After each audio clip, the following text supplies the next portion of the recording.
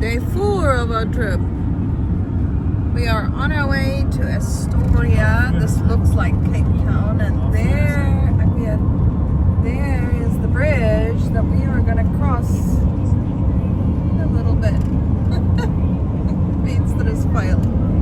Alltså.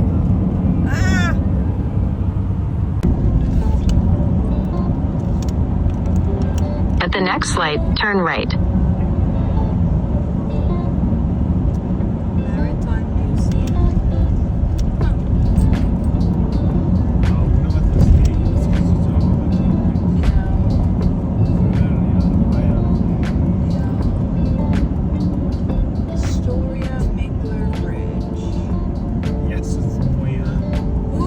At the light, turn right onto Astoria Megler Bridge.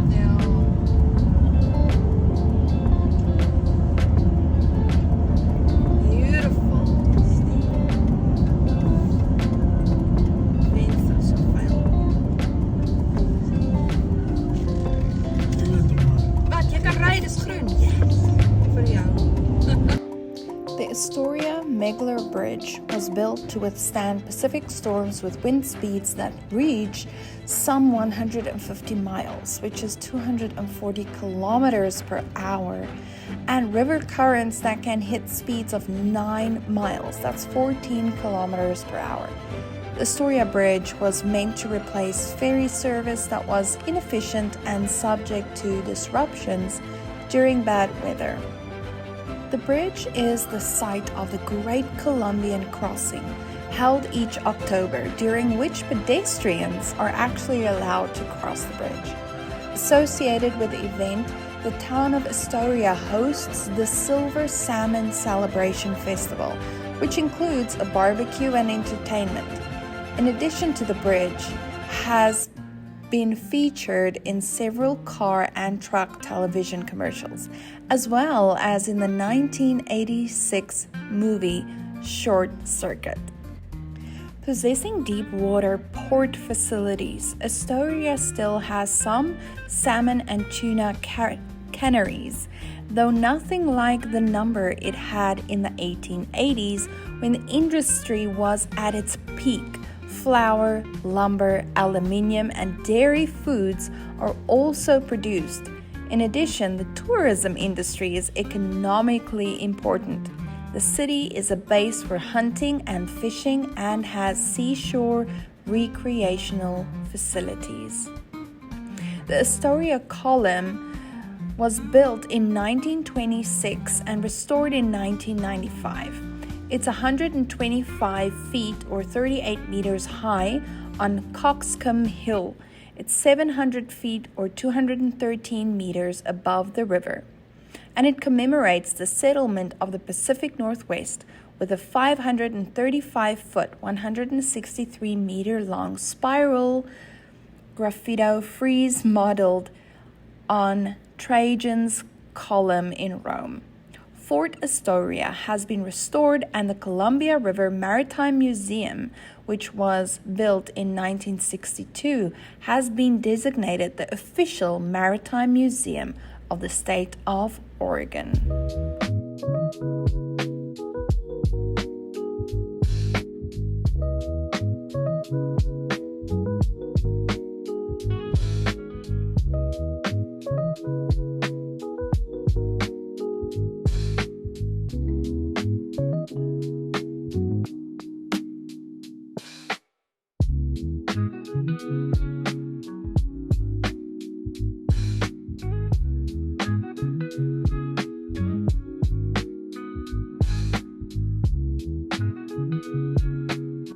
Astoria Port, Oregon.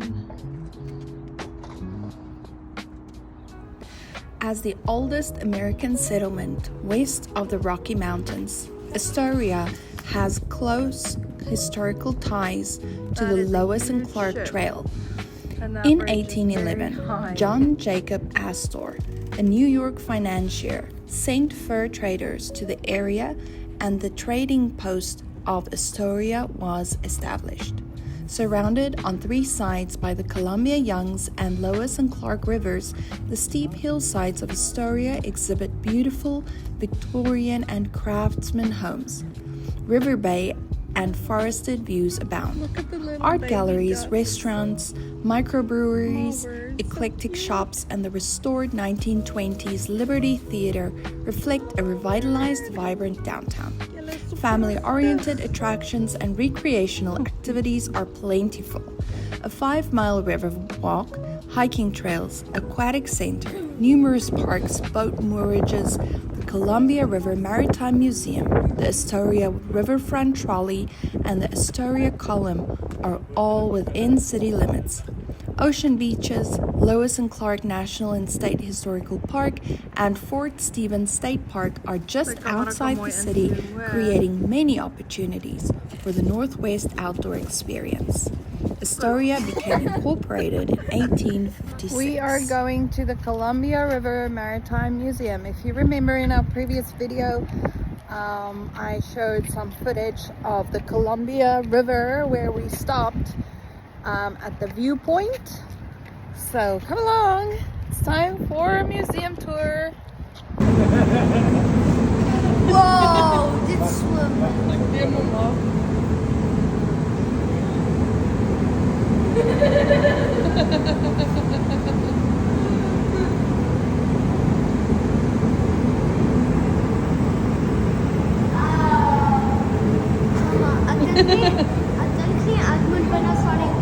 Struggle breathing and sick at the moment.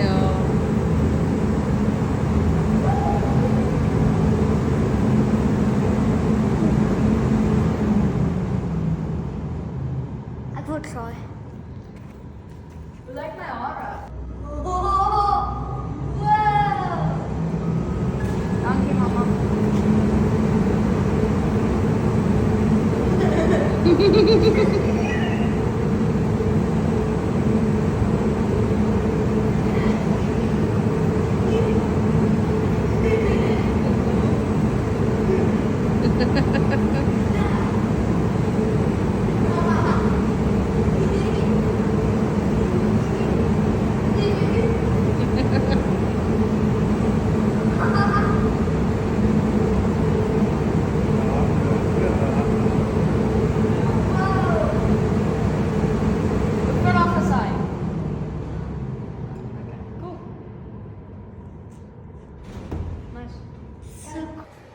So another fun thing about the USA is all the museums that you get to go to, learning about the history,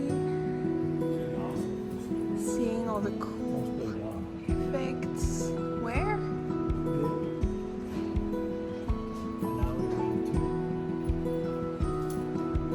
Oh, we're at Long Beach, there, right?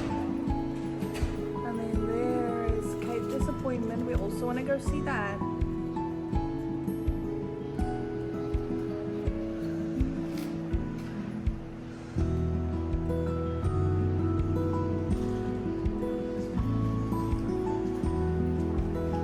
You can win this kayak. So our tickets for the museum look like this. It's called a boarding pass, and we also get to go on a ship outside the Columbia. It's called Columbia. So we are currently at the river mouth of the Columbia River, which is pretty awesome. Entry trawlers had little more than their compass and chart and a lead line to test the water's depth. Sail ship.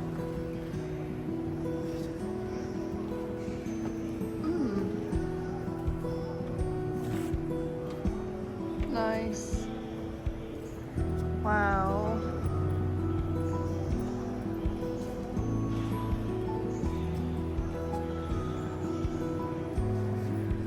Fisherman's luck. The top 10 things to bring good luck or prevent bad luck when fishing. Fish bite best before a storm. A boat's bottom paint is better if applied by the light of the full moon. Cans of food or anything else must be stored with labels right side up to keep the boat from capsizing. Upside down cans also throw off the compass.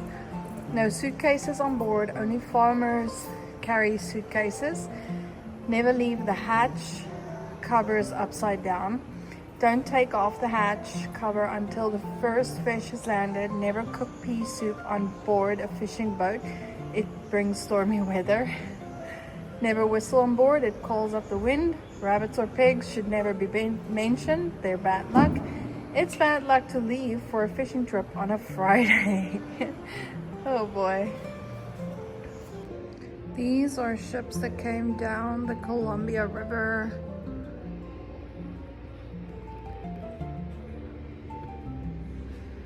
This was the Harvest Queen, the second boat with that name. She was built at Portland by the OSN Co. with many of the fittings and machinery of her predecessor. She served the Upper Columbia and Snake River wheat trade. So they traded with wheat on this boat, this ship. And this is the TJ Potter.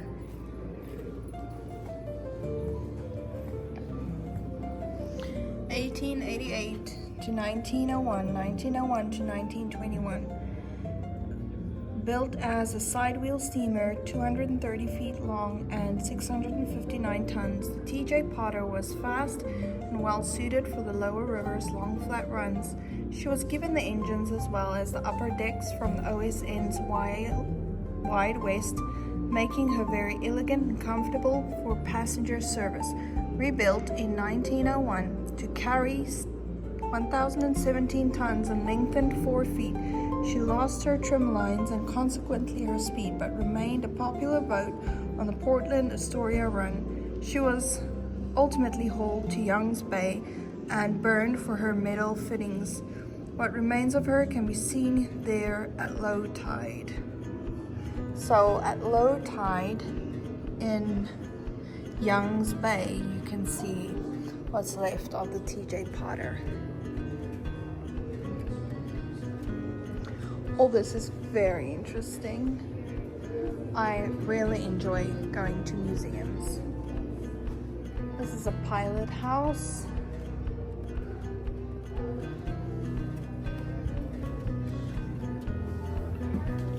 Where the captain would be.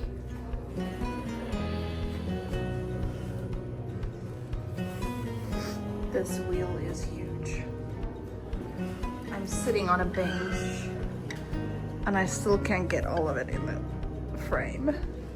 Sonique is figuring out how it works when they tell the weather.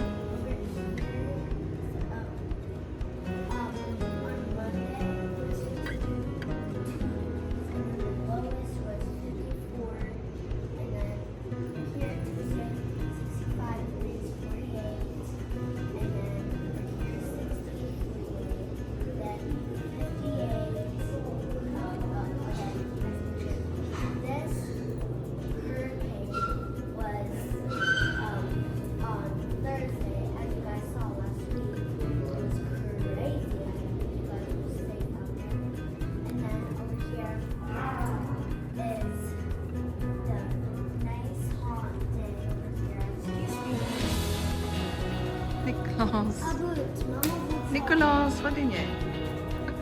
We faced a hectic hurricane storm just last week here in Astoria and Oregon.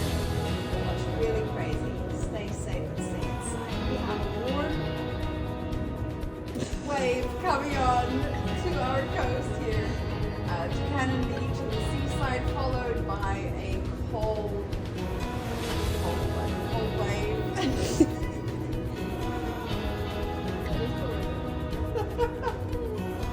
On Monday, we have a sunny day with 52, a high of 52 and a low of 44.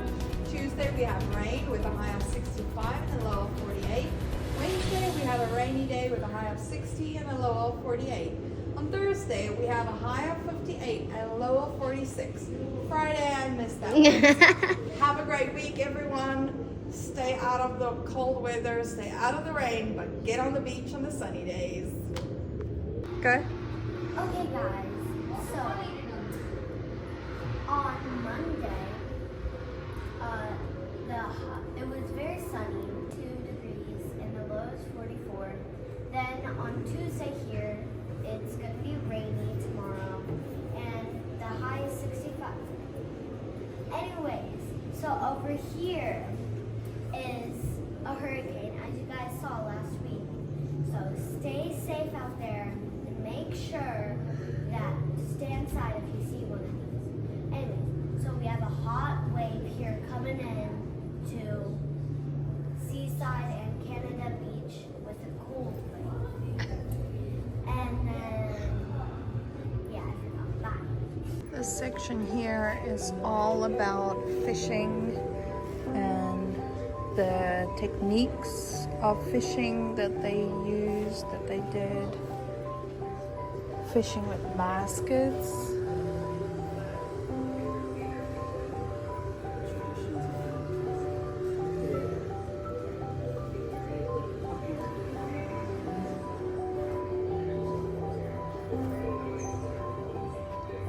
Knowledge of generations, bringing down giants, how they chopped off trees.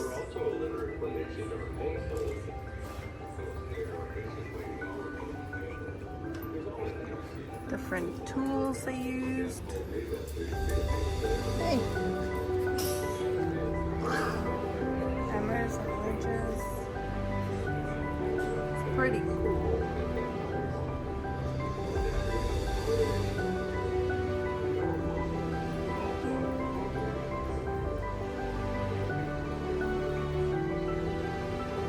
Seeing this illustration about the Western red cedar tree of life.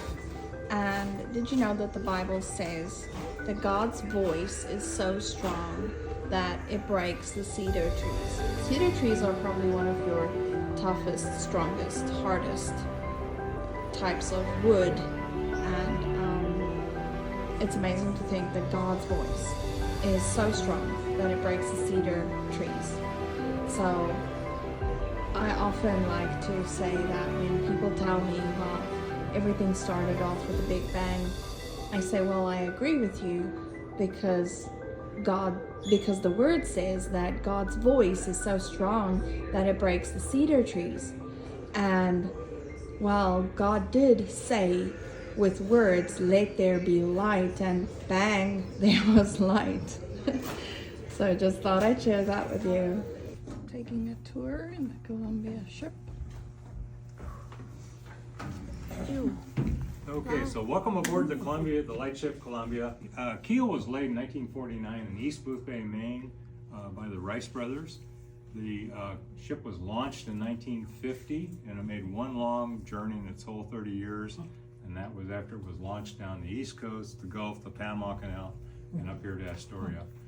The next longest journey it made was in 1964 when it was sideswiped at anchor in clear weather by a freighter waiting for a bar pilot off the port side. So if you're on the main deck and you see the deck plates are rippled, the area kind of by the mast, you wonder what caused that.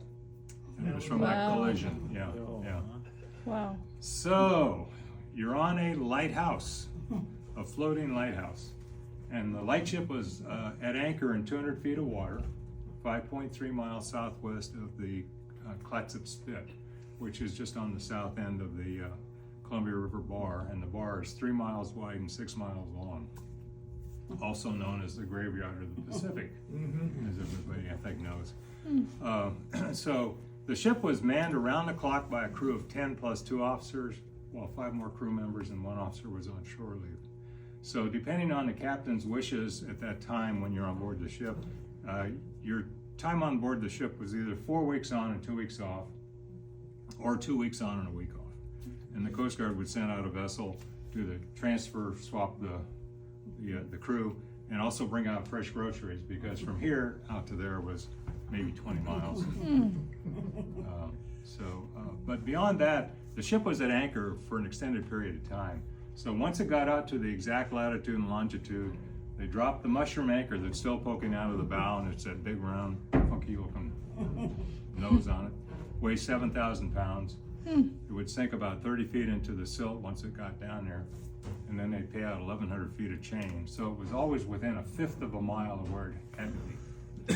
So, now, as a lighthouse, it's electric, and the ship is powered by one diesel generator at a time, and there's 3 on board.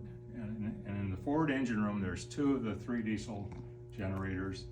And also on the port side over there, there's 2 very large compressors, and those are for the foghorns. And the foghorns are called diaphones. And the diaphone is a 2-tone foghorn. And the reason why they use those is that they're unique to lightships and to some lighthouses, so they can be discerned from a ship. Because a normal ship's foghorn is a single tone. But this one, it would start at about 220 hertz and would go B and then down to about 90 ba. And it would sound for 3 seconds every 30 seconds. And it could be heard 5 miles away in heavy fog. And it's so loud, it was like 136 decibels. That in the mess hall where we started, when the foghorn sounded, this is inside the ship now, you'd have to pause your conversation for 3 seconds. Wow. And then wait 30 seconds, or you could talk for 30 seconds and pause and so on. So it would go on for however. This is the last of its kind lighthouse ship.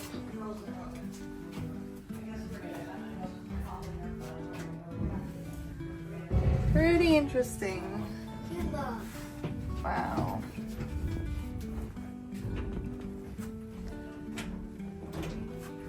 Say cheese. Sissy. Okay. This was the dining area. Here was just where the couch was, and that was in this wall. That's why it's Oh. So this is where they would hang out during off hours. This is a light ship. Out on the deck.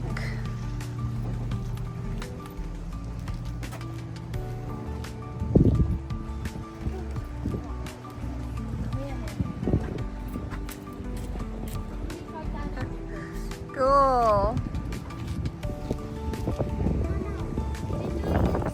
We ended the day at the local arcade and then s'mores in the evening. So all in all, it was a really great full day. Thank you guys for watching. Remember to hit the like button, subscribe, and hit the notification bell to be notified of future posts. Also, comment below what your favorite place of vacation is in the world.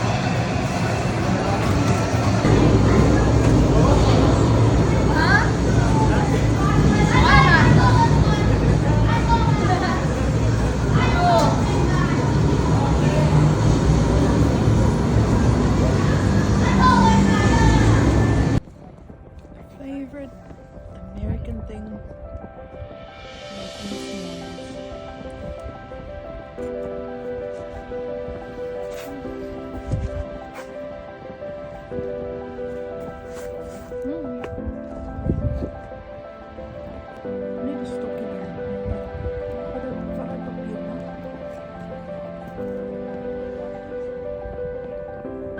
I got a layer this one. A cracker, marshmallow, chocolate, and a cracker again so that the chocolate can perfect. I was wanting to say my previous piece of chocolate was too small. This is much bigger.